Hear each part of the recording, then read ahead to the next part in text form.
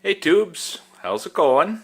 Down in the shop and gonna take care of a few things, just kind of putzing. I'll probably combine a few different things into this video because it's not any one big project that I'm working on. So here we go and I'll show you what I'm doing. First thing is I got my choke all done. I think I showed the knob there. It says choke on it, but it's so pull that out, push it in, got the cable, runs down to the front of the motor, comes up down in there, and when you pull the choke out, closes it, push it in, opens it back up. So that part's done. Next is the headlights. And I came across these honeys. It's a rubber housing. And unfortunately, they were a little worse for wear.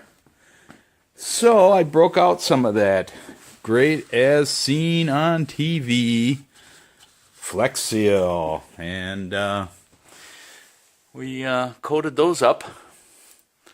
And I think that's going to work good. Here's the bulbs that go in there. They just snap right into the rubber housing, and I can orient them so that I can bolt those right onto the sides of the grill there. And I got my headlight switch.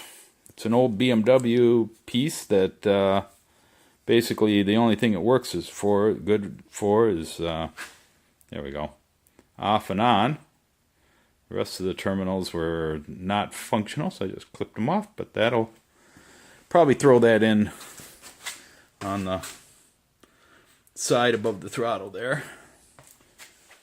And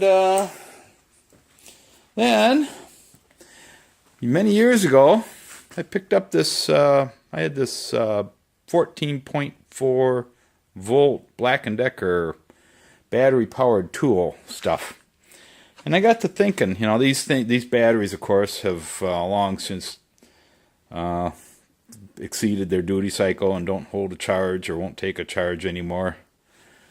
And got to thinking, and I tore this one apart and took out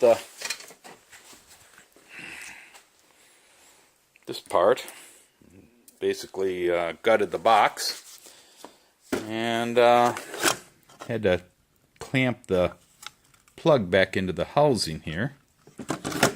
But tried plugging that in and using some battery-powered alligator leads here. I'm going to probably sacrifice that. Hooked it up to the battery, and we had a working battery-powered tool that I could hook up to any car battery. You know, the 14.4 volts is basically what the charging system takes, and I've also got some other tools that go with this. Buried in here someplace, there's another battery and the chargers, of course. But there's I think I got a gun drill in there, and it'll be nice just to be able to use those tools for. Want to say hi, Pebbles? Say hi, Pebbly Poo. Yeah, here you go.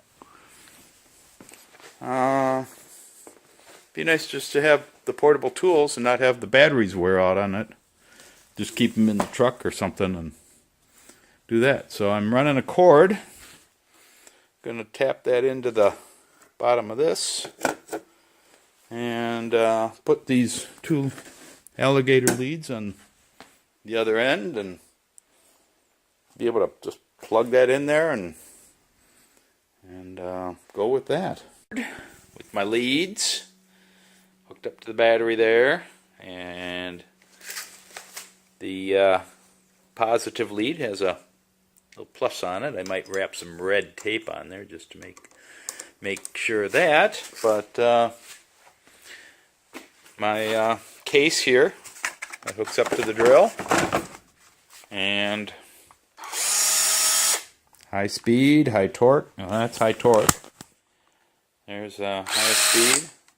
you know, drill driver. It's basically the reuse of what was obsolete technology, and real happy with that, because these two tools can now be carried in the truck, and if I need a drill or something to cut something and I'm out and about, I can just clip up to the battery of the vehicle. And the thing that triggered this was I was thinking 14.4 volts. That's kind of like the charging rate. You know, when your vehicle's charging, it charges at 14 volts. And it was like, you know, I wonder. And I think it's going to work just fine.